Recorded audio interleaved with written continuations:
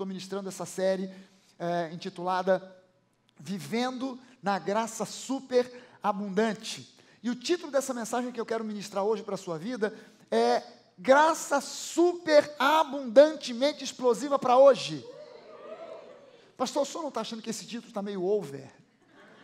Graça Super Abundantemente Explosiva. Você vai ver que o over aqui não sou eu, é Deus. Porque eu tirei esse título daqui de alguns versículos que nós vamos ler aqui. Então, não me acuse de ser over. Reclame com o chefe, porque o over é ele. Ele é que é além da conta, amém? E ele quer te abençoar além da conta. A religiosidade não consegue entender que Deus é um Deus abençoador. A religiosidade fala de um Deus mesquinho, de um Deus que segura as pontas e aconselha você a segurar as pontas enquanto você está sofrendo, porque afinal de contas o sofrimento aperfeiçoa o caráter. Então aguenta, meu filho, porque é a vontade de Deus para a sua vida esse sofrimento, e isso aí vai trazer benefícios para a sua vida. Gente, eu quero aprender de um modo menos torturante. Eu quero ter a minha mente aberta para aprender de Deus, sem necessitar de passar por nenhum tipo de dor ou sofrimento, porque Deus não precisa de usar o sofrimento e a dor para nos ensinar absolutamente nada, Ele já tem a sua palavra, amém? E eu preciso entender que Deus é um Deus abençoador. Deus é um Deus abundantemente abençoador. Fale para a pessoa que está perto de você, o Deus a quem a gente serve é um Deus abençoador. Aleluia! João capítulo 1, o Evangelho de João no capítulo 1, os versículos, logo no primeiro versículo, João diz para nós o seguinte: no princípio era o verbo. Essa palavra verbo aqui no grego é logos, que pode também ser traduzido em outros lugares como palavra. No princípio era o verbo, era o logos, era a palavra. E o logos, a palavra, o verbo, estava com Deus, e o logos, a palavra, era Deus. Esse versículo aqui, depois a gente vai ver um pouco mais adiante, que fala que esse logos, o verbo, a palavra, se fez carne. Porque o homem sempre quis ter acesso a Deus. Mas o pecado era a barreira que impedia o acesso do homem a Deus. Isso foi o que, ao longo da história, fez com que o homem fosse criando e inventando as religiões. O que são as religiões? É uma tentativa de eu, com os meus esforços, com os meus sacrifícios, com as minhas ofertas, eu me aproximar de Deus, eu abrir caminho para Ele de alguma maneira. Acende vela, apaga vela, anda em volta da igreja ajoelhado, sobe a escadaria, desce a escadaria, faz uma peregrinação até a Terra Santa, volta, vai a pé, vai a nado, volta, é um sacrifício porque eu quero achar caminho para Deus. Mas Deus, sabendo que o homem chegar a Ele era impossível por causa do pecado, Deus providenciou uma solução. Em vez de Ele esperar nós chegarmos a Ele, Ele veio a nós, através de Jesus. Amém? E só por um motivo Ele veio, só por uma razão. Não foi porque você orou demais, não foi porque você jejuou demais, não foi porque você leu a Bíblia inteira, de Gênesis até o livro de mapas. Sabe aqueles mapas que tem depois do livro do Apocalipse? Tem gente que vai até estudando nos mapas, vai lendo e acabou e vai mais. Não é por causa disso, Ele te abençoa porque Ele te ama, porque Ele te amou e Ele continua te amando. Amém? Você pode levantar a mão das suas mãos e dizer isso: Deus me ama profundamente, tremendamente, intensamente. Você pode dizer isso para a pessoa que está perto de você: Deus te ama profundamente, tremendamente, intensamente. Aleluia. Ele se preocupa com cada detalhe da sua vida. Creia nisso, entenda isso. Deus se preocupa com cada detalhe. Deus não é essa figura que as religiões criaram, distante, longe, você aqui, inferior, pequenininho, tentando falar com Ele, tentando ver se Ele te ouve. Alô, Deus? Tem alguém aí? Alguém me ouve? Socorro! Não, você não precisa pensar que Deus é um Deus distante, longe. Deus, Ele habita, Ele mora em você. O caminho foi aberto por Jesus, e hoje você tem acesso pleno à presença dEle. Amém? Por isso, justificação diante de Deus não pode ser conquistada ou adquirida, mas somente recebida, porque é um presente dado a nós pela graça. A sua justificação em Cristo não é fruto da sua religião. Eu sou da religião A ou B. Eu já nasci em berço evangélico. Nada disso tem valor para Deus. Porque, na verdade, não é você que abriu o caminho pela religião ou pela religiosidade, por sacrifícios e obras para Deus. Ele veio até você pela graça em Jesus. Amém? Ele te ama intensamente, Ele te amou antes mesmo de você nascer. E mesmo quando você estava afastado dEle pelo pecado, Ele já te amava intensamente, profundamente, tremendamente. E Ele veio a você por um único motivo, porque Ele te amou, só por isso. Não porque Ele viu sacrifícios, não porque a sua mãe, a sua tia, um parente fez algum tipo de promessa e se sacrificou. Não, Ele veio a você porque Ele te amou e Ele te ama profundamente. Amém? Jesus, Ele podia ter nascido em qualquer lugar que Ele escolhesse. Jesus foi o único ser nascido no mundo que podia ter escolhido nascer num palácio, mas ainda assim escolheu nascer numa manjedoura. Sabe por quê? Porque Jesus sabia desde o início que Ele nasceu com um propósito. Ele não nasceu por um acaso. Há pessoas que pensam, isso é um ensino que vem da teologia, de algumas correntes teológicas que dizem, não, Jesus, Ele nasceu, não sabia de nada. Ele foi sabendo aos poucos. Agora você imagina Jesus aos poucos descobrindo que o destino dele era a cruz. E de repente um dia ele fala assim, o quê? Eu aqui aprendendo carpintaria com José, pensando que o meu destino era ser carpinteiro, e agora estou descobrindo que é a cruz. Que choque, estou em choque. Jesus, Ele desde sempre, Ele soube porque foi algo planejado entre o Pai, o Filho e o Espírito Santo. Amém? E Ele topou essa parada porque Ele te amou. Ele veio pela graça. E Jesus nasceu não num palácio, mas numa manjedoura. Sabe o que é uma manjedoura? A gente tem uma ideia de manjedoura, a gente pensa que manjedoura, a gente tira uma ideia de manjedoura por aquilo que a gente vê no presépio na época do Natal. E todo presépio que eu vi até hoje, a manjedoura é aquela armaçãozinha de madeiras, ripinhas de madeiras cruzadas assim, cheia de palha com um bebê deitado. Mas uma manjedoura não era assim. Uma manjedoura que fosse ripas de madeiras ia ser destruída, porque a manjedoura, na verdade, era um lugar onde os animais vinham mangiare, vinham comer. Era um lugar, era um recipiente para os animais comerem. E isso aqui era uma manjedoura, isso aqui é uma manjedoura da época de Jesus, encontrada em sítios arqueológicos em Israel. Isso aqui era uma manjedoura, era um bloco de pedra, escavada, desgastada, aonde se enchia aquela parte cavada, se enchia com ração, com alimento, com milho, com capim, com o que fosse, e para que os animais viessem se alimentar. E é óbvio que isso aqui, por ter uma certa... Nem eu nem você colocaremos o nosso filho recém-nascido num berço de pedra. Mas como não havia lugar para Jesus quando ele nasceu, porque havia um recenseamento e as pessoas tinham que ir até a sua cidade de Natal. Então José e Maria, originários de Belém, tiveram que ir a Belém, sair de Nazaré para ir a Belém. E no meio do caminho, já próximo de Belém, na circunvizinhança de Belém, Maria começa a ter as dores de parto. E a cidade já estava lotada, já não havia lugar, as hospedeiras estavam todas cheias. E um hospedeiro de uma específica casa, que na verdade é uma casa muito específica, Jesus não nasceu em qualquer lugar, Jesus nasceu numa casa que pertenceu a Davi. Séculos antes, aquela casa pertenceu a Davi. E ele deu aquela casa de presente a um dos seus 400 homens que o seguia em fidelidade. E aquela casa, depois de algum tempo, virou uma hospedaria à beira da estrada. Mas aquela casa era uma casa que Davi havia recebido como herança do seu avô, Jessé. O filho, Jessé, filho de Davi. Jessé, filho de Obed, que foi filho de Boaz. Ele recebeu, a casa era de Boaz, que deu para Obed, que deu para Jessé, que deu para Davi, e Davi deu de presente para um dos seus homens. E Davi nasceu nesse lugar que virou uma hospedaria. Jesus nasceu nesse lugar que virou uma hospedaria.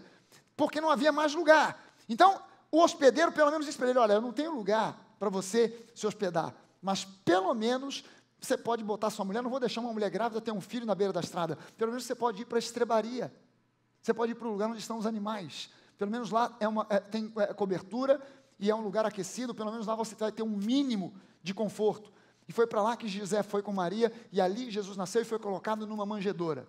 Agora, dá uma olhada, Jesus colocado numa manjedoura, um lugar dos animais comerem, e Jesus, quando ele já nasce, ele ao nascer já era o pão da vida. Amém? Em tudo na vida de Jesus tem algo profético para os dias de hoje. Agora dá uma olhada na sepultura de Jesus. Você consegue entender que essa sepultura aqui, olhando, é uma sepultura cavada na pedra e que ela tem uma semelhança muito forte com uma manjedoura? É uma manjedoura gigante? Porque, na verdade, Jesus, já no seu nascimento, profeticamente foi colocado numa manjedoura, porque ele foi o único bebê no mundo que nasceu já para morrer. O objetivo de Jesus não era ser um médico, um engenheiro ou um carpinteiro. O objetivo de Jesus era ir à cruz, desde o seu nascimento. Ele nasceu para isso. E por que Jesus nasceu para isso? Porque ele te amou. Ele fez isso por amor a você. Isso é graça. Ele não fez isso porque encontrou em você uma pessoa esforçada, que fez e aconteceu e conseguiu me convencer. Pai, eu vou. Me convenceu, o cara me convenceu. Ele andou de joelho em volta da igreja, 30 voltas, ralou o joelho todo. Ele subiu as escadarias da igreja de joelho, desceu várias vezes. Ele foi de peregrinação a pé, depois a nado, até chegar em Jerusalém, atravessou o Atlântico a nado. Ele me convenceu, eu vou nessa, eu vou morrer por ele. Não, ele veio simplesmente por amor, pela graça. Amém? Pela graça, só por isso. João, no versículo 14, no capítulo 1, ele continua dizendo, e o verbo se fez carne, e habitou entre nós, cheio de graça e verdade. Cheio de graça e verdade. E vimos a sua glória, a glória como do unigênito do Pai. A graça, João viu Jesus, a graça e a verdade, curando, libertando, abençoando. Ele viu a glória se manifestar em curas, em milagres. Mas por que Jesus fez milagres? Porque ele era cheio de graça. Ele era cheio de graça e verdade. Amém, gente? Jesus Cristo, diz lá em Hebreus 13, 8, é ontem e hoje o mesmo, e será para sempre. Jesus Cristo ontem e hoje é o mesmo, e o será para sempre. Esse mesmo Jesus, cheio de graça e verdade, que curava, continua curando hoje. Esse mesmo Jesus cheio de graça e verdade, que multiplicou pães e peixes para suprir as necessidades daqueles que tinham fome, continua suprindo necessidades ainda hoje. Há muitos teólogos que dizem, o tempo dos milagres cessou com a morte do último apóstolo. De lá para cá, é cada um por si e Deus por todos. Aleluia. Mas o livro de Hebreus, lá no capítulo 13, versículo 8, diz para mim que o mesmo Jesus que curava naquela época, 2000 anos atrás, é o mesmo ontem, hoje e será para sempre. Por que Jesus curou e abençoou naquela época? Porque aquele povo merecia? Porque aquele povo fez alguma coisa que convenceu Jesus a abençoá-los? Não, ele abençoou aquele povo porque ele tinha no seu coração graça e verdade, amor por aquele povo. Ele era cheio de graça e verdade. Amém? Como é que Jesus vai te abençoar hoje? De maneira superabundantemente explosiva, pela graça. Pela graça. Você pode dizer para a pessoa que está perto de você, meu irmão, Deus vai te abençoar de maneira superabundantemente explosiva, pela graça. Aleluia! Amém! Agora, como o inimigo ele não pode remover a palavra graça da Bíblia, o que ele faz? Ele tenta redefinir graça. E o homem, o ser humano é muito trouxa. Porque quando o homem encontra alguém que usa palavras complicadas, bonitas e rebuscadas, ele parte do princípio que aquela pessoa entende muito. E ele acredita. E às vezes quem ouve não entende, mas também não sabe que quem está falando, não sabe o que está falando. Eu peguei algumas definições teológicas de graça. Dá uma olhada só nisso aqui. Graça é uma influência divina. Caramba, começou bem, hein? Sentiu a voz? Graça é uma influência divina sobre o coração humano que produz uma capacitação para que o homem faça o que é correto. Aleluia.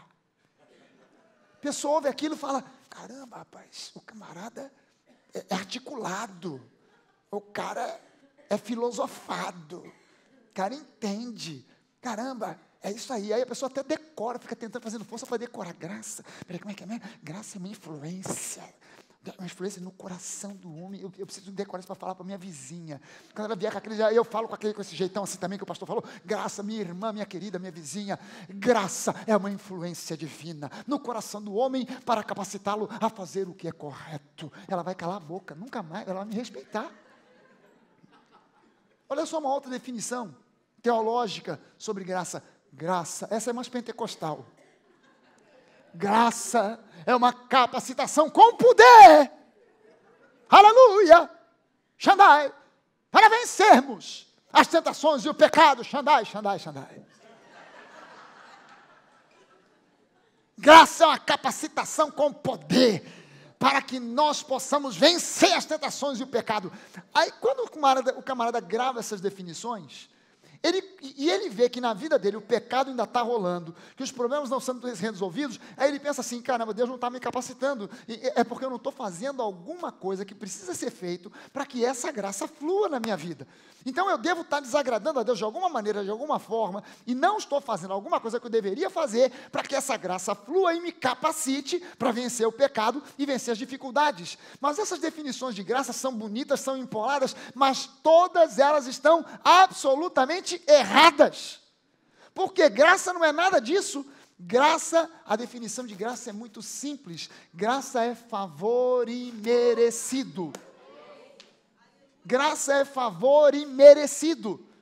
Não é algo que eu conquisto, é algo que Deus me dá de forma imerecida. Amém, gente? Graça não é nada do que você viu aqui até agora nessas definições. Graça é favor imerecido. E o inimigo tenta colocar os efeitos da graça como se fossem a definição da graça. É óbvio que a graça te capacita para que você vença o pecado. A graça te capacita para você fazer o que é correto. Mas ela não depende de você fazer o correto para ser capacitado. Ou vencer o pecado para então ser capacitado.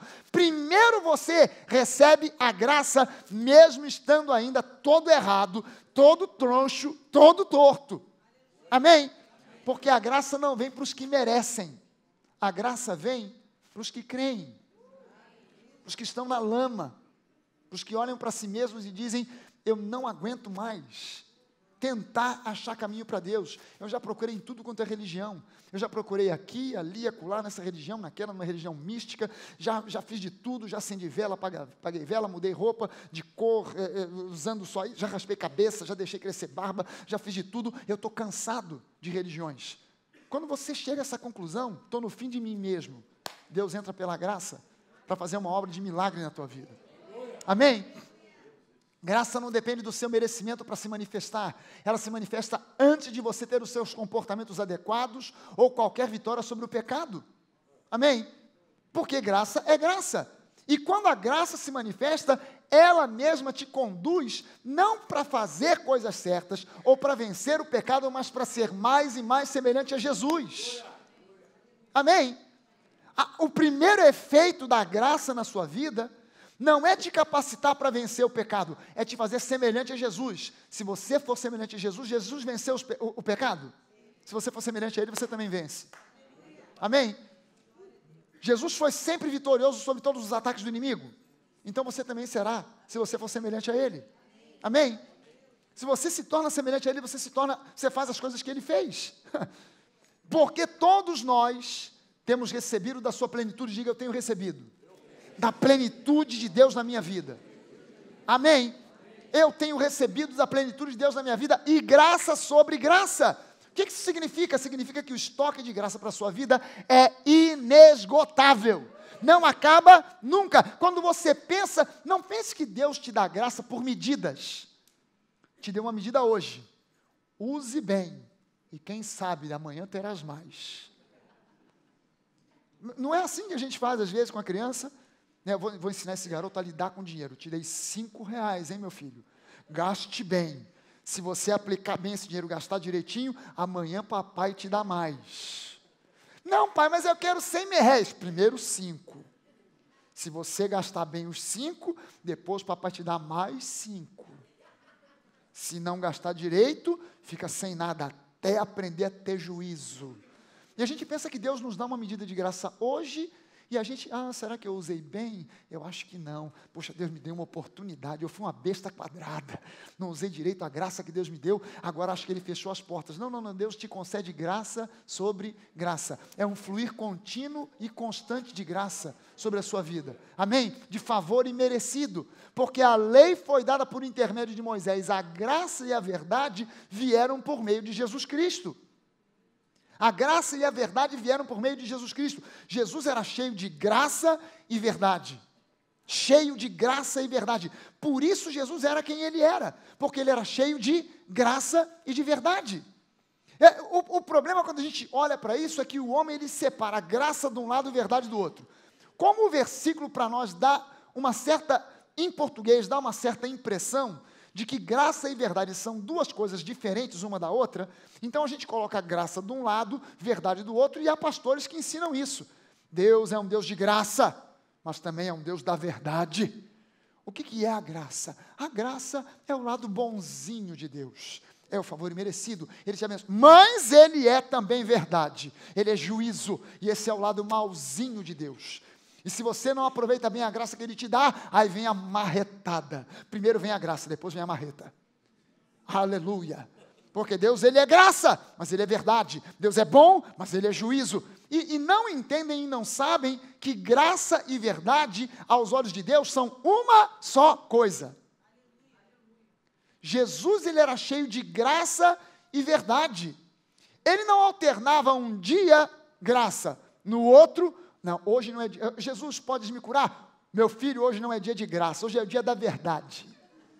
Vou te dizer porque tu está doendo desse jeito, safado, sem vergonha. É porque tu não vale. Mas Jesus, ontem foi o dia da graça.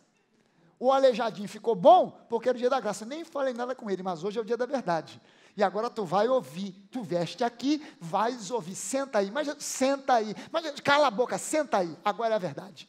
Não, Jesus, Ele era cheio de graça e de verdade, e graça e verdade são uma só coisa.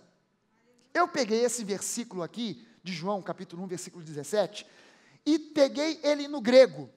Peguei o versículo no grego, como ele está escrito no grego, e traduzi palavra por palavra, sem tentar ajeitar para ficar numa gramática de português perfeito. Ok? E olha só como é que isso está escrito no grego, por João. Ele diz assim, porque a lei, por meio de Moisés, foi dada. A graça e a verdade, por meio de Jesus, veio a ser. A exclamação está por minha conta, ok? Não tem no grego, não. A exclamação foi eu que coloquei. Olha só como ele coloca, a graça e a verdade, por meio de Jesus, veio a ser. Os verbos aqui estão no singular. Porque João entendia que graça e verdade são uma só coisa, e não duas separadas. No português, talvez soe mal, a graça e a verdade veio a ser.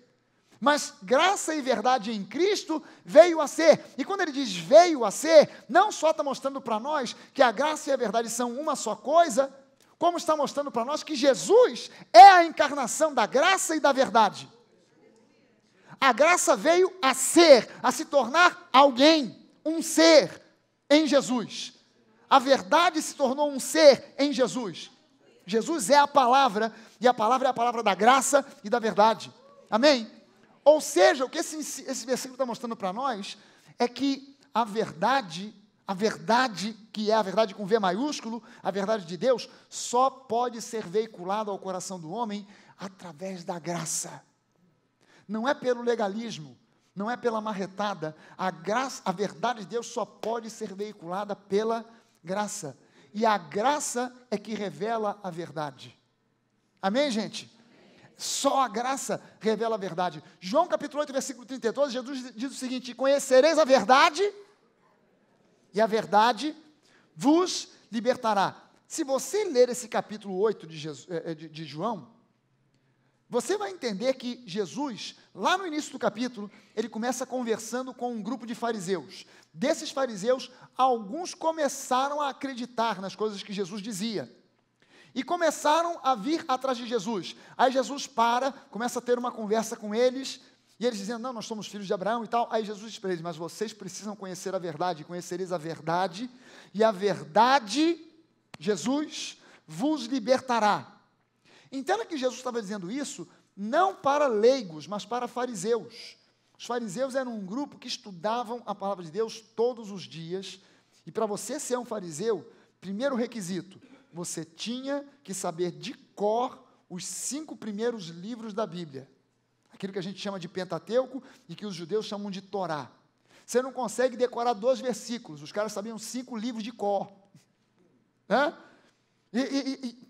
Em tese, por que eles ficaram zangados com Jesus? Porque se você ler o versículo 33 e para frente, você vê que os caras ficaram zangados com Jesus. Não, peraí, nós conhecemos a verdade. O que Jesus está dizendo para eles? Na lei, não existe a expressão real da verdade. A lei tem sombras, tipos que apontam para a verdade. Mas Jesus é a verdade. Esses homens estavam irritados porque Jesus disse para eles, vocês conhecem muita coisa da lei, mas vocês não conhecem ainda a verdade. Você entende que andar no legalismo é andar na mentira? Você entende que andar no legalismo é andar no engano? E que a verdade está na graça? Que no legalismo eu preciso fazer um tipo, mas na graça eu sou livre para ser quem eu sou? Amém? Na graça eu sou prisioneiro de mim mesmo. Na lei eu sou prisioneiro de mim mesmo. Na graça eu me torno agora pertencente ao Senhor. E nele eu sou livre, até de mim mesmo. Amém? Aleluia. Mas é difícil entender a verdadeira graça. Para o homem é difícil entender a verdadeira graça, porque nós somos criados com uma mentalidade de trocas e recompensas. Isso não é um privilégio do brasileiro, isso é no mundo inteiro. Nós somos criados com uma mentalidade de trocas e recompensas. E entenda só o seguinte, quando você recebe um presente de alguém, você não paga pelo presente. Imagina só o seguinte, se alguém chega para você e te dá um presente muito caro, uma caneta Montblanc, por exemplo, a pessoa chega para você com aquele pacote embrulhado com fita dourada, você abre e tem uma caneta Montblanc daquela mais sofisticada que custa R$4.000. Você não olha para a caneta e diz, que belo presente, quanto eu te devo? E mete a mão no bolso. Porque se você disser isso, você está ofendendo a pessoa, não é verdade? Você pode até ficar sem graça, porque a pessoa está dando um presente tão caro, mas tudo que você pode dizer àquela pessoa é, muito obrigado. Pelo menos os que têm boa educação. Amém. É o máximo que você pode dizer, é muito obrigado. Você não pergunta, quanto custou mesmo, deixa eu te reembolsar. Não, isso é uma ofensa para a pessoa que te deu o presente. Jesus é um presente. Não é algo que você conquista. A graça é um dom, é um presente que Deus te dá. Não é algo que você paga por ela ou que você conquista. Amém? E é difícil para o homem entender graça, porque a gente é criado numa mentalidade de trocas e de recompensas. Agora, dá uma olhada, ver se você conhece essa pessoa aqui. Conhece? Sou eu, pegando onda na Praia da Macumba. Não sou eu, não é brincadeira. Isso aqui é o Tom Curran, cara 3 vezes campeão do mundo, que até o surgimento do Kelly Slater era o maior surfista de todos os tempos, de toda a história do surf. Só que esse camarada, ele foi uma inspiração para o Kelly Slater. O Kelly Slater só é o Kelly Slater porque um dia houve um Tom Curran, que aliás houve, não existe, ele está vivo ainda. O Tom Curran é um crente. Para quem não sabe, o Tom Curran é um crente, é um cristão, já esteve aqui na igreja conosco, tem foto minha ao lado dele. Eu não posso dizer que eu sou amigo do Tom Curran, podia até curtir uma dessa. Estamos na internet, gente, olha, eu e o Tom Curran, campeão mundial de surf, peguei onda com ele, ensinei algumas coisinhas para ele, umas batidas, uns cutback e tal. Mas eu não sou amigo do Tom Curran, mas eu conheci o Tom Curran aqui na igreja, ele é um crente, é um cristão, e eu estava... Por um acaso, outro dia, liguei a televisão, estava passando um documentário sobre uma visita do Tom Curran a Israel. Ele e um grupo de surfistas crentes foram a Israel para conhecer alguns surfistas judeus convertidos. Olha o rolo. E para pegar onda em Israel, descobrir as ondas de Israel. E aí eles descobriram uma coisa interessante, as melhores ondas de Israel estão na faixa de Gaza.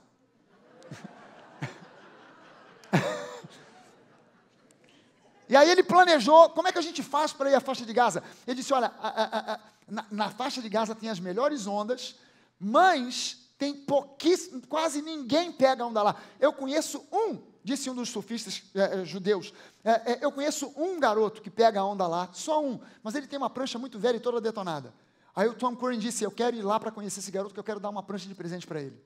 Eles arrumaram um jeito de ir até a faixa de Gaza, entraram lá dentro, obviamente com gente da terra, com todas as dificuldades que poderia haver para entrar naquele lugar, com toda a segurança, indo devagar, passando por postos de segurança, etc. e tal, e conseguiram chegar na casa do garoto. Quando eles chegam na casa do garoto, a família está tomando chá, vê aquela turma no pátio, assim, do lado de fora, vê aquela turma de estrangeiros chegar, fica meio desconfiado, e aí o Tom fala para um intérprete que fala para o pai do garoto, eu vim aqui para dar uma prancha de presente para o seu filho. O cara olhou, o quê? O garoto não sabia nem quem era Tom Curran. Ficou olhando meio assim, mal sabia ele que estava diante de uma lenda do surf, e ele ficou olhando, e assim, e eu vim dar uma prancha. Aí o pai disse assim, não, mas espera aí, quanto custa essa prancha? Não custa nada, eu quero dar de presente para ele. Não, 300 shekels, tá bom? Gente, 300 shekels, shekel é o dinheiro de Israel, é a moeda de Israel, 300 shekels não é nada. Quanto é que dá 300 shekels em real? Você não lembra? Mas Gerson lembra quanto é que dá, mais ou menos? Mas eu acredito que deve dar uns menos de 50 reais. 300, nós somos uma família muito pobre, a gente não pode comprar isso aí, é muito caro. Não, eu quero dar de presente para vocês. Eu quero dar de presente. E ele não conseguia entender. Aí o Tom foi no carro, pegou a prancha. Agora você imagina, você receber de presente uma prancha que é do cara que é uma lenda mundial do surf. Eu nunca ia pegar onda com essa prancha. Eu ia botar ela pendurada na parede do meu quarto, fazer assim para ela todo dia de manhã. Ele pega a prancha, coloca na mão do garoto e o pai fica, ele disse, é um presente, eu estou dando para você. Que dificuldade para entender, porque o homem, ele tem essa mentalidade de que as coisas funcionam sempre na base da troca. Eu tenho que dar alguma coisa em troca. E as religiões, o homem ao longo da história foi criando as religiões, tentando abrir caminho para Deus.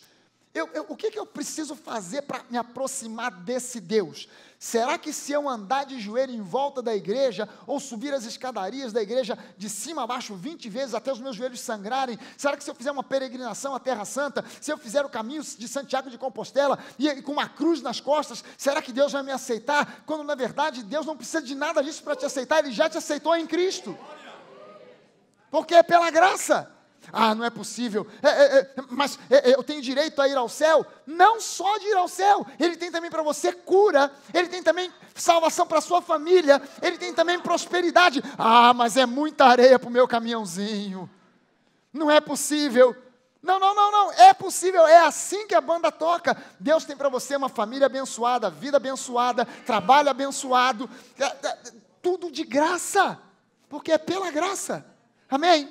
Aleluia, Romanos 11:6, olha só o que Romanos 6 diz para nós, 11:6 diz para nós, e se é pela graça, já não é pelas obras, do contrário, a graça já não é graça, é pela graça, a tua salvação é pela graça, não é pelas obras. Pastor, mas é porque eu sou de família evangélica. Deus olha para você e diz assim, e aí, problema, estou nem aí.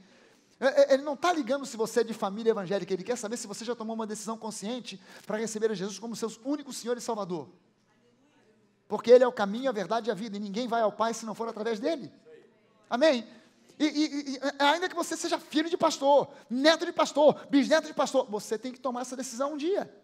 E não se garantir, não, mas na minha família tem muitos sacerdotes, e nós somos uma família tradicional, católica. Deus não está preocupado com nada disso. Ele quer saber se você já tomou uma decisão por Jesus. Mas o que eu preciso fazer para que esse Jesus venha para a minha vida e me salve? Você precisa crer. Não precisa acender vela? Não precisa apagar vela? Não precisa usar uma roupa amarela? Não. Nem branca? Não. Nem preta? Não. Você só precisa crer. Não precisa raspar a cabeça, não precisa deixar a barba crescer, não, você só precisa crer, porque é pela graça. Mas eu posso ir com essa tatuagem? Pode, estou pensando até em fazer uma, só para você se convencer. E esse brinco que eu uso, eu vou aparecer aqui com um para você ficar sossegado. Mas, pastor, e essa roupa que eu uso nas igrejas, acho que não vão me aceitar. Eu estou muito na moda demais. Para ser crente tem que ser cafona. E eu acho que eu estou muito na moda. Não serve. Não tem a ver com cafonice, com moda, tem a ver com graça. Amém? Tem a ver com graça. A igreja tem ensinado sobre comportamento, sobre moral, sobre ética, sobre caráter. Mas entenda só uma coisa: cristianismo não é comportamento correto. Cristianismo são crenças corretas. Quando você crê de modo correto, você pode pegar uma pessoa e tentar discipliná-la, vigiá-la, andar atrás dela e corrigi-la, e ficar com um chicotinho atrás dela. Faz direito, olha, não olha para o lado, está olhando para essa mulher de biquíni para quê? Vai para frente, anda, olha, tira o olho daí, rapaz, anda, e a pessoa vai, nada disso produz nela transformação. Você pode mudar a roupa dela, você pode, entenda só o seguinte: se você pegar um jegue, aparar as orelhas do jegue, pintar o jegue de negro, aparar os cascos do jegue, botar uma sela de couro inglês em cima do jegue, levar para o Jockey Club no dia do Grande Prêmio Brasil, botar ele na largada, ele parece um campeão, ele parece um cavalo de competição. Mas na hora em que derem a largada, pum, e abrir a portinha, ele vai fazer...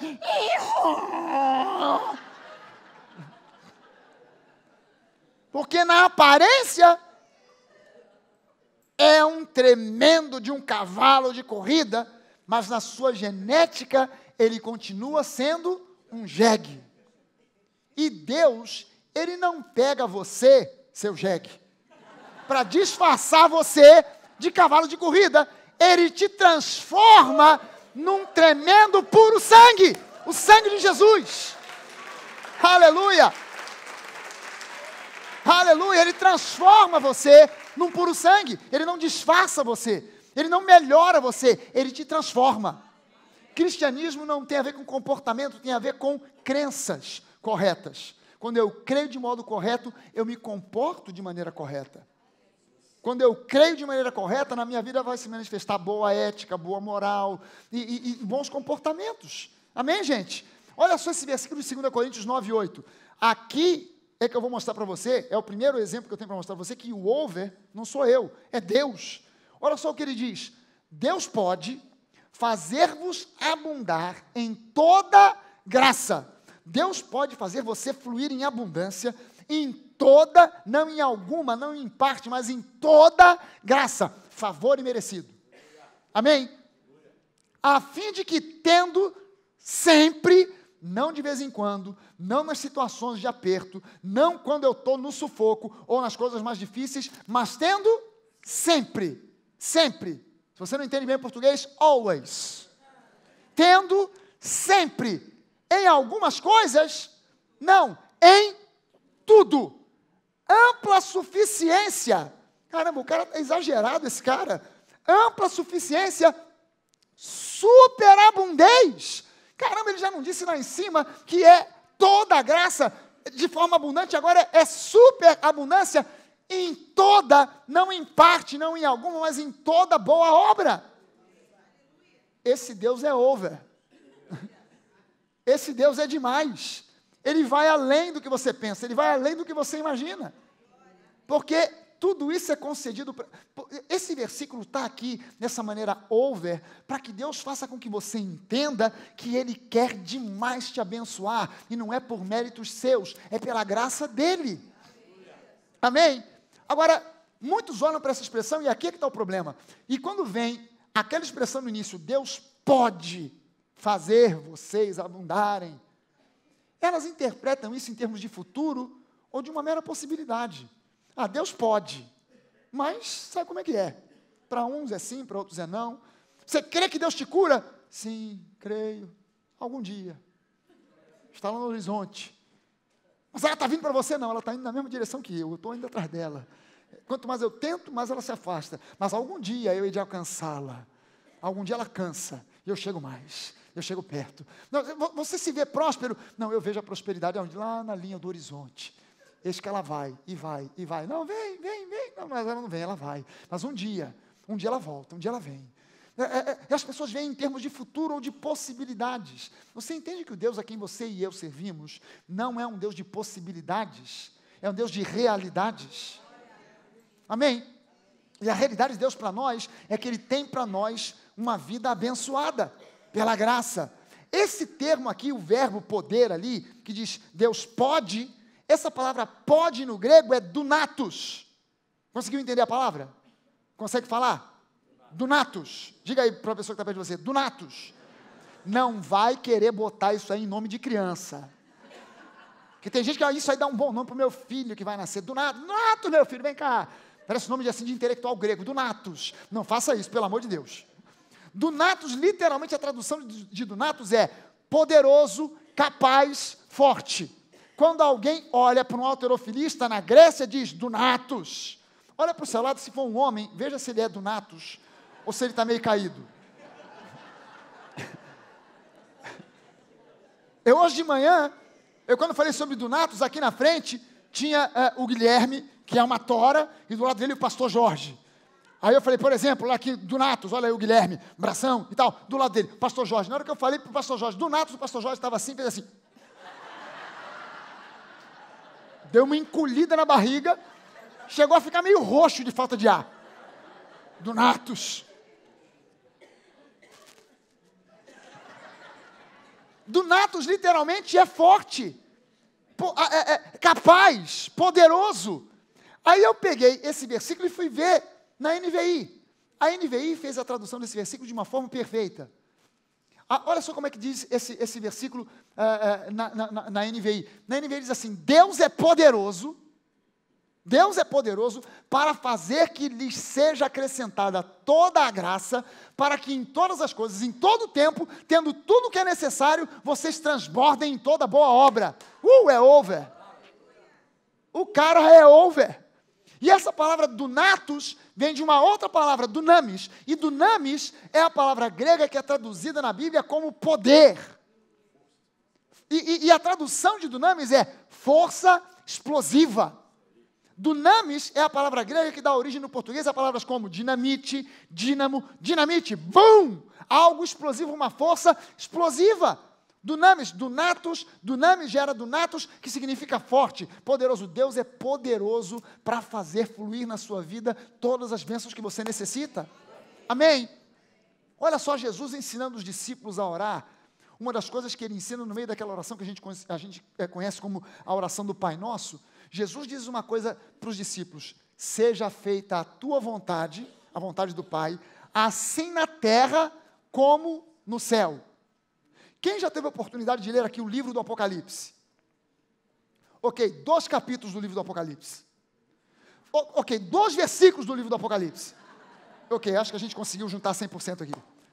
O livro do Apocalipse diz para nós que no céu não existe lágrima, tristeza, doença, problema, dor, maldição.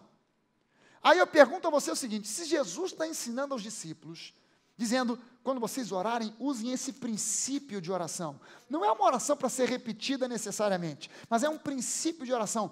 Pai, seja feita a tua vontade aqui na terra, na minha vida, como ela acontece aí no céu. Aí eu pergunto para você, no céu tem doença? Então seja feita a sua vontade aqui na terra, como ela acontece aí no céu. No céu tem pobreza, miséria, falência, escassez? Não, então seja feita a tua vontade aqui na terra, como ela é feita aí no céu. No céu tem divórcio, divisão, confusão na família? Não, seja feita a tua vontade aqui na terra, como ela é feita aí no céu. Mas o que eu preciso fazer para receber isso, pastor? Crer. Você só precisa crer. É tudo que Deus pede de você, que você creia e receba. Só, mais nada. Aleluia! Mas como eu leio mentes, e eu já sabia que essa pergunta ia surgir na cabeça de algumas pessoas, aí eu já trouxe a resposta. Que bom que você perguntou, porque eu vou responder. Que bom que você fez essa pergunta. Mas pastor, se Deus está mandando graça abundante sobre mim de modo contínuo, então por que eu não estou vendo isso fluir na minha vida? Porque quem faz essa pergunta faz assim meio chorando. Ela começa falando normal, mas no meio da frase ela já começa a tremer o queixo.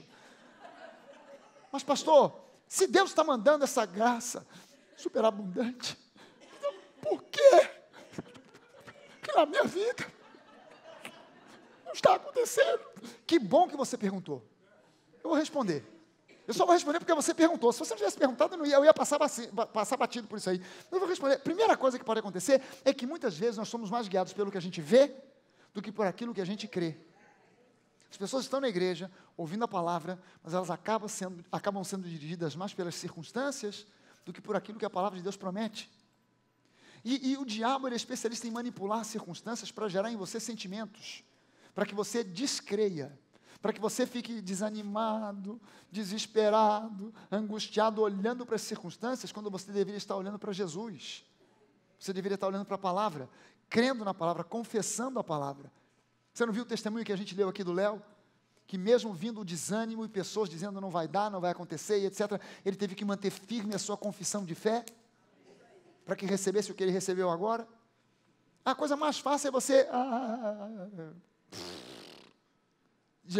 ir ladeira abaixo.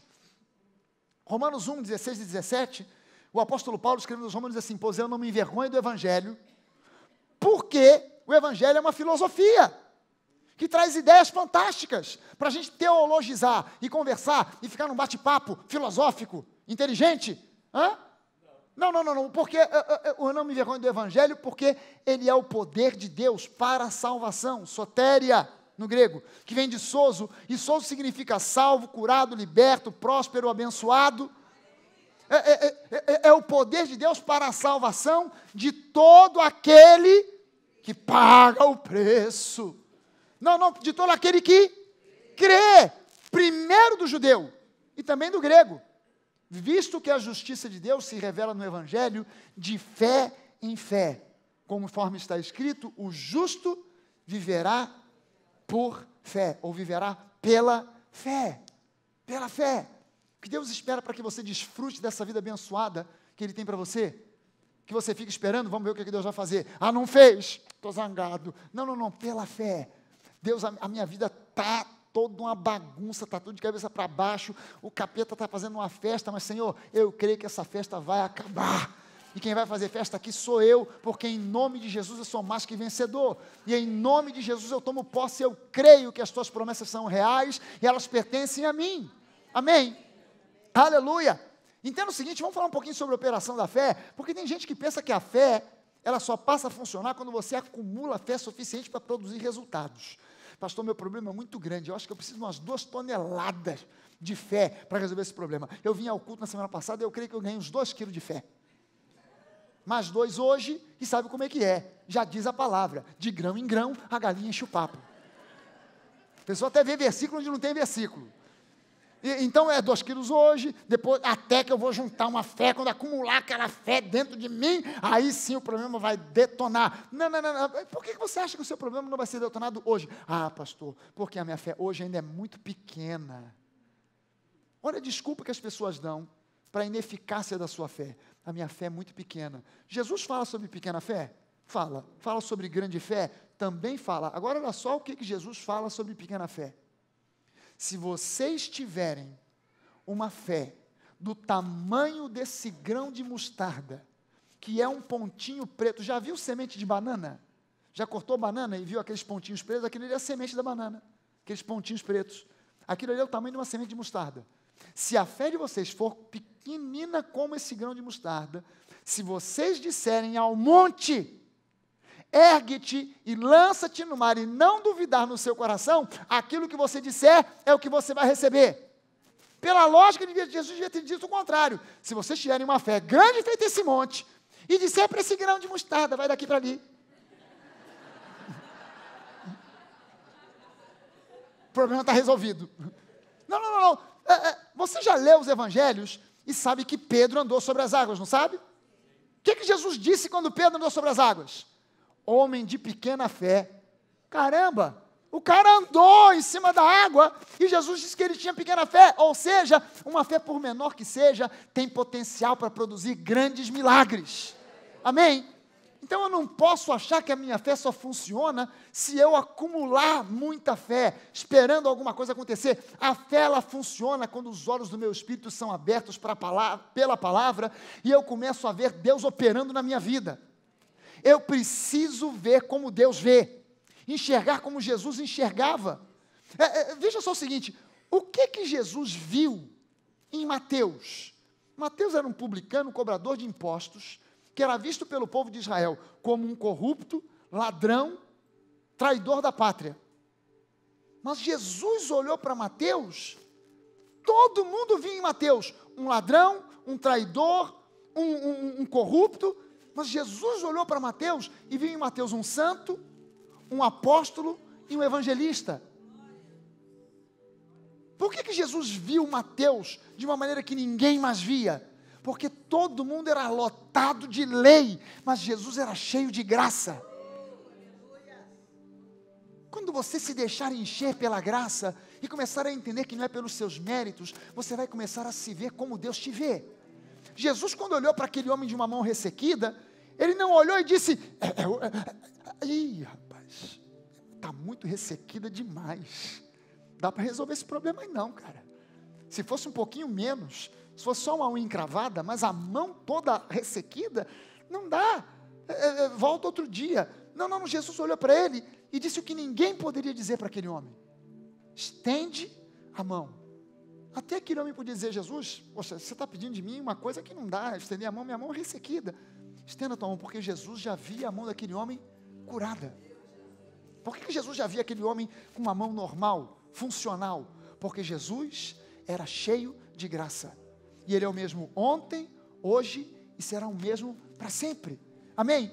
Deixa eu mostrar para você que a sua fé, ela não cria nada. Ela somente dá substância no mundo natural àquilo que Deus já providenciou para você no mundo espiritual. Amém? Sua fé você não tem que fazer força. Minha fé vai trazer agora aquela televisão de plasma de 50 polegadas. Não, você não precisa fazer força, você só precisa crer.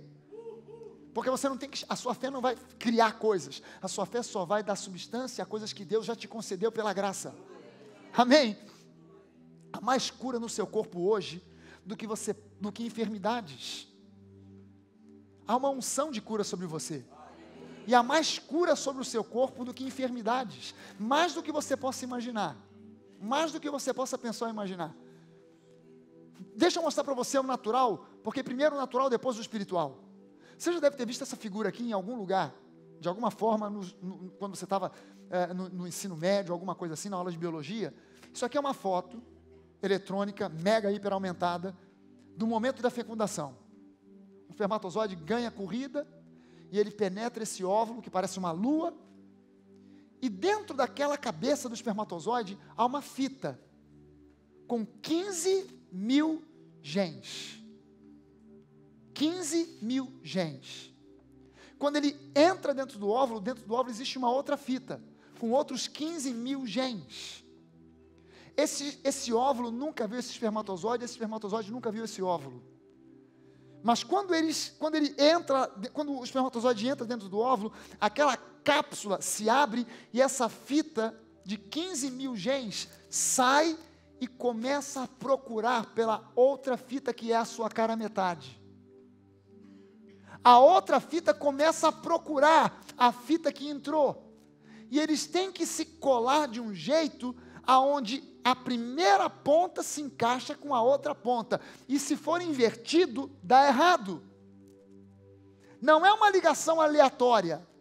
Alguma coisa ou alguém controla esse encontro de uma maneira tal que essa ponta da fita que veio do espermatozoide não cola no final da outra fita, não cola no meio da outra fita, ela cola na ponta certa, nunca invertido, na ponta certa, e ela começa a fechar como um fecheclé. Você já viu um fecheclé? Agora imagina um fecheclé de 15.000 dentes, que começa a se fechar perfeitamente, letra com letra, 30.000 genes agora, não mais 15.000 de um lado, 15.000 de outro, 30.000 genes que tem toda a informação do bebê que vai ser formado. Naqueles 30.000 genes, Diz ali qual vai ser a cor do seu cabelo, a cor dos seus olhos, a cor da sua pele, a tonalidade da sua pele, vai dizer a tonalidade dos seus cabelos, vai dizer a sua altura, vai dizer se você vai ter um nariz grande como o do Fragale, ou pequenininho como o do Bené. Vai dizer se você vai, quando é que você vai começar a ter cabelos brancos, vai dizer para você se você vai ficar careca ou vai continuar cabeludo até o fim da vida. Vai dizer cada detalhe da sua, vai dizer, aí aquela célula com 30 mil genes, de repente, recebe uma outra ordem, multiplicar, e ela vira 2. Aquelas 2, cada uma com 30 mil genes, viram 4, que viram 8, que viram 16, que viram 32, que viram 64. E quando elas começam a ficar e viram um bolo de células idênticas umas às outras, é apenas um bolo de células idênticas umas às outras. De repente, alguma coisa diz a uma dessas células: você, a partir de agora, vai se multiplicar de forma diferente, você vai virar um cérebro. Você vai virar um fígado. Você vai virar um baço, você vai virar uma perna, você vai virar um braço, você vai virar um estômago, você vai virar músculo, você vai virar pele. E as coisas começam a se multiplicar de modo diferente. E no meio dessas informações, há uma informação em um par desse de genes que diz: você vai se transformar num sistema imunológico que vai proteger contra enfermidades ou ataques externos de vírus e bactérias, essa pessoa que vai nascer. Quando você dá um espirro, não é sinal de gripe. As pessoas que não estou ficando gripado. Não, você, ao contrário, você está espirrando para não ficar gripado. Você está expulsando o vírus que tentou entrar.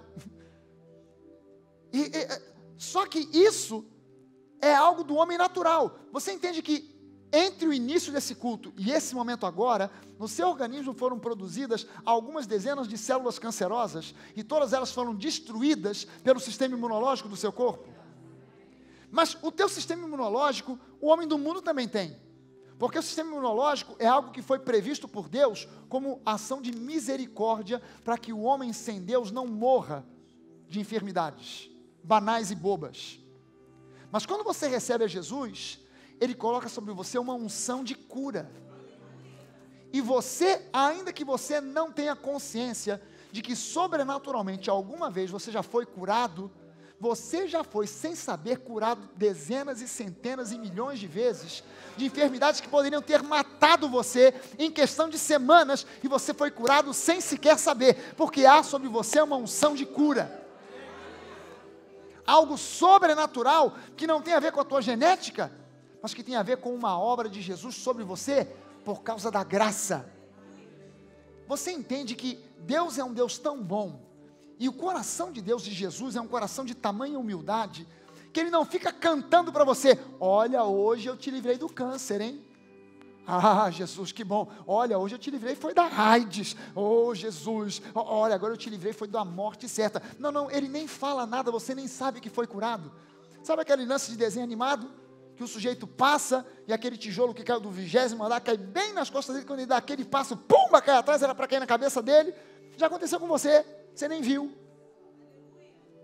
você nem sabe. Você deveria levantar as suas mãos todo santo dia para dar graças a Deus por coisas das quais Ele te livrou e você nem sabe, você nem viu. Você passou pelo elevado, o elevado 5 minutos depois despencou, era para cair na sua cabeça, para fazer você pastel de gente, misturado com ferro, mas você foi livre da morte, porque o Senhor te livrou por causa da graça que está sobre você. Você era para pegar aquele avião, daquele voo que caiu matando mais de 300 pessoas, mas você perdeu o voo, você xingou, você se revoltou, você se chateou, mas quando você descobriu que o avião caiu, você levantou as mãos e disse: graças, o Senhor me livrou.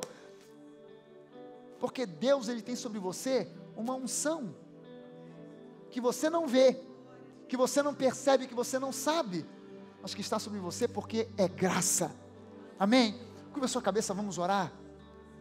Senhor, nós te agradecemos, Pai, pelo Teu Espírito Santo sobre nós, por essa graça maravilhosa, que é além daquilo que nós possamos pedir ou imaginar.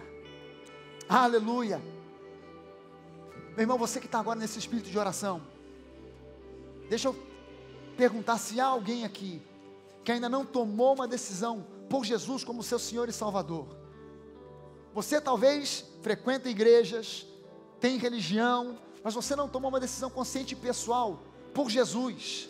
Ainda que você diga que é membro dessa igreja, mas você não tomou uma decisão pessoal por Jesus, e você quer tomar essa decisão hoje. Você está entendendo que não é uma questão de você abrir caminho, mas que é uma questão da graça dele sobre a sua vida, porque ele te ama incondicionalmente, e você quer receber esse Jesus hoje na sua vida. Levante a sua mão no lugar onde você está, todos nós de olhos fechados, cabeças curvadas. Levante a sua mão e eu vou entender isso como um sinal de que você quer receber Jesus como teu Senhor e Salvador. Amém, Deus abençoe. Amém. Se você tem essa situação na sua vida e você quer tomar uma decisão consciente, levante a sua mão e eu vou orar por você, em nome de Jesus. Amém, Deus abençoe, amém. Não deixe passar para hoje, não deixe para amanhã, para a semana que vem. O dia da salvação é hoje, e Deus não quer nada de você. Deus não quer o seu dinheiro, Deus não quer sacrifícios, Deus não quer sequer que você mude hábitos. Deus quer que você o receba e deixa que Ele vai fazer a obra na sua vida. Se você ainda quer receber esse Jesus nessa noite, numa decisão consciente, levante a sua mão onde você estiver, porque a gente vai orar por você, em nome de Jesus. Amém, Deus abençoe, amém, Deus abençoe, amém. Vamos ficar de pé, vamos todos ficar de pé. Você que recebeu a Jesus, coloque a sua mão sobre o seu coração, e todos nós da igreja, vamos orar juntos. Coloque a sua mão também sobre o seu coração, e vamos orar como se nós estivéssemos também recebendo a Jesus, para incentivar, encorajar e ajudar essas pessoas que levantaram a mão hoje, amém. Você que levantou a sua mão, e todos nós, junto com você, faça essa oração, repita depois de mim. Diga: Senhor Deus, eu decido nessa noite receber a Jesus como meu Senhor, como meu único e suficiente Salvador. E em nome de Jesus, eu te dou graças. Jesus, eu te agradeço pela tua morte na cruz. Eu te agradeço pela salvação. Eu te agradeço pela minha vida, que a partir de hoje será diferente. Eu creio que a minha vida será diferente a partir de hoje. Entra na minha vida e provoca as mudanças que precisam ser feitas, e eu te recebo de coração aberto, em nome de Jesus, amém e amém. Você pode dar uma salva de palmas ao Senhor. Aleluia, aleluia. Oh, aleluia, aleluia, aleluia. Deus é bom demais, amém. Deixa eu orar por você, para que a sua semana seja uma semana abençoada, uma semana de vitórias. Senhor, em nome de Jesus, eu profetizo aqui sobre a vida de cada uma das pessoas que estão aqui nessa manhã, nessa noite, uma semana de bênçãos, uma semana de conquistas, uma semana de vitórias, e em nome de Jesus, nós já declaramos aqui derrotados todos os planos do inferno, porque a tua palavra nos promete que arma alguma forjada contra nós vai prosperar, mas os teus filhos vão prosperar, em nome de Jesus, aleluia. Você pode dar mais uma salva de palmas ao Senhor.